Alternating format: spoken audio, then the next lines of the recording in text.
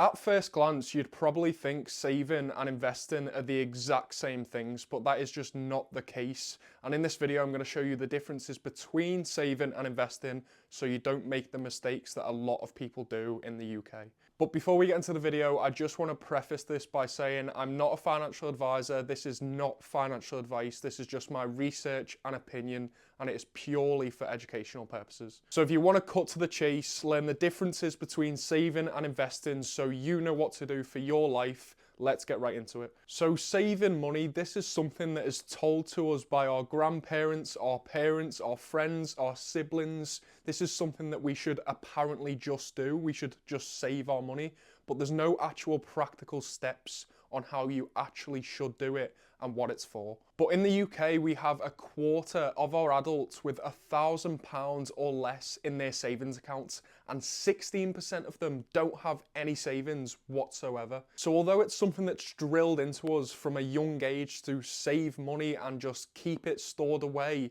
we don't actually do it. We know we should be doing it, but we don't actually do it. So why is that? And although there's a small percent of our country that physically cannot save any money, there's definitely a large portion of UK adults who go for the big fancy car, big fancy mortgage with absolutely ludicrous payments. You got designer clothes, more trainers that you already have.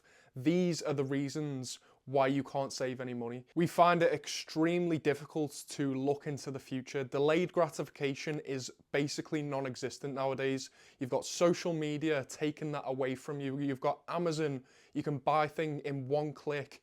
You've got the scrolling on TikTok. You've got every single thing given to you with a silver spoon. And then rushes of dopamine you get from instant gratification is taking you further and further and further away from being able to cope with delayed gratification. But look, it's not all our fault. Schools and parents and your grandparents probably don't teach you the basics of personal finance, and that is what is keeping us trapped like everyone else, because we just kind of have to wing it. And that is what keeps us in the same cycle as everyone else, chasing the dog's tail until the next paycheck. But what is actually the point of saving money?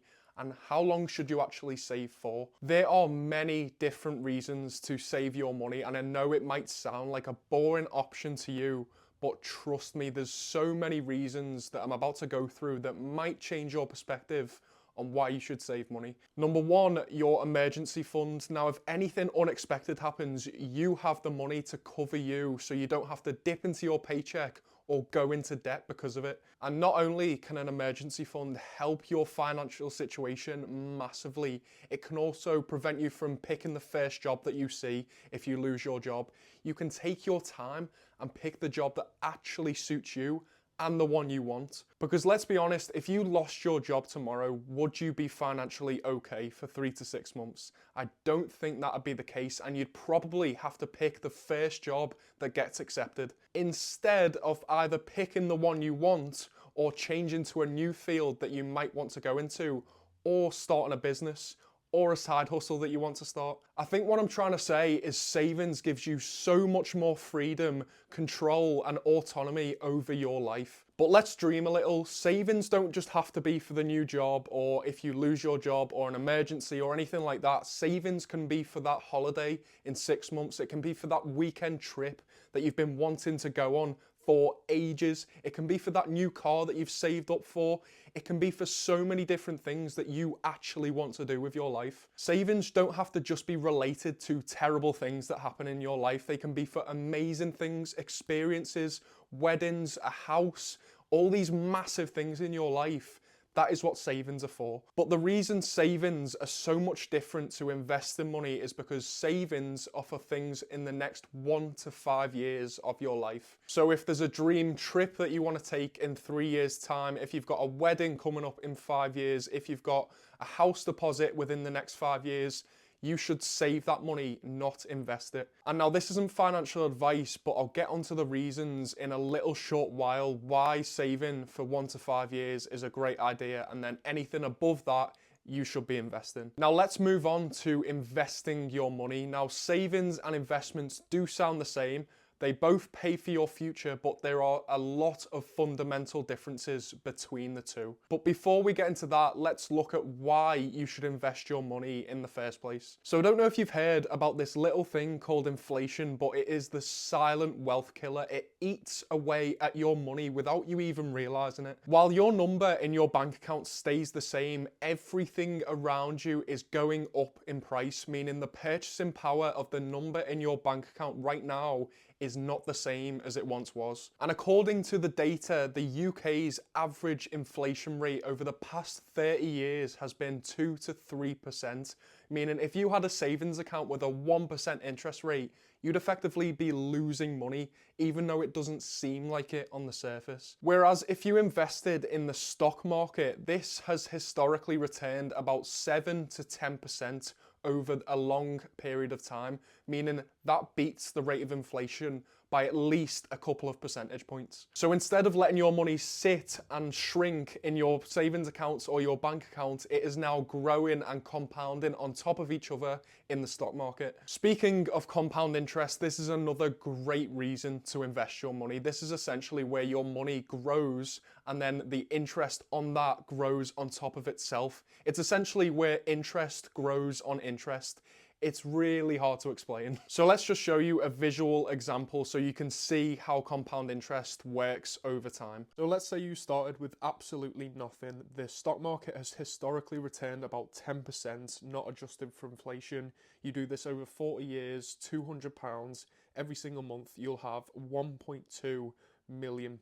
But during the start, you'll see that you are doing most of the heavy lifting, making most of the deposits, and the interest really isn't doing the work. As you move further and further down, you'll see that the interest starts to creep up and does most of the work for you. 92,000 deposited, 223k interest, and towards the bottom, it gets towards $1 million in interest. And you can probably see from that example that the longer you are in the market, the more your money has time to grow and compound on top of itself year after year. And to be honest, investing is just that big old FU money. You can retire whenever you want if you invest enough over a long period of time. You can soft retire, so you can stop working full time, you can work part time instead, or just do work you actually enjoy. Essentially, you're not working because you have to anymore, you're working because you want to, and the freedom and autonomy that gives you is why we live this life. Because when you ask any single person what they want to do in their life, one of the most common answers you'll get is, I want to do what I want, when I want, and that is what investing can give you